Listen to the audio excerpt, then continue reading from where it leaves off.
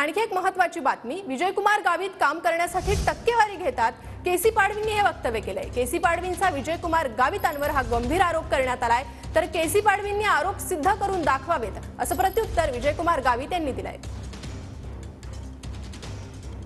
मी 3 खिडकी योजना हे लोकांनी त्यांच्यावर आरोप केले, केसी पाडवीने केले नाही आणि माझा उमेदवार सुद्धा करत नाही, परंतु त्यांनी जे काय 3 खिडकी योजना सुरू आहेत त्याच्या बाबतीत लोकच उत्तर देत आहेत, सरपंच उत्तर देत आहेत, डिपॉझिटला सुद्धा टक्केवारी घेतली जाते, हे लोक बोलतायत।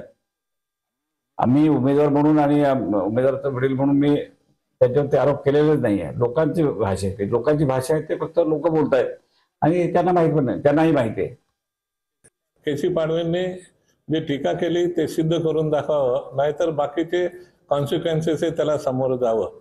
त्यांनी आमच्यावर हे करण्याच्या अगोदर त्यांनी मागे जाऊन बघितलं पाहिजे, कामं कशासाठी रद्द केली आणि कामं का रद्द झाली, आणि मग लोक त्यांच्याकडे पैसे मागणे कशाच्यासाठी पैसे मागण्यासाठी चक्रा मारतात, किंवा काही लोकांनी आत्महत्याही केल्या आहे हे कदाचित त्यांना विसर पडला असेल, तर त्याचं त्यांनी चिंतन करावं आणि दुसऱ्यावर आरोप करण्याच्या अगोदर या जिल्ह्यामध्ये तुम्ही का नाही उभा राहिला हे पहिल्याने सांगावं।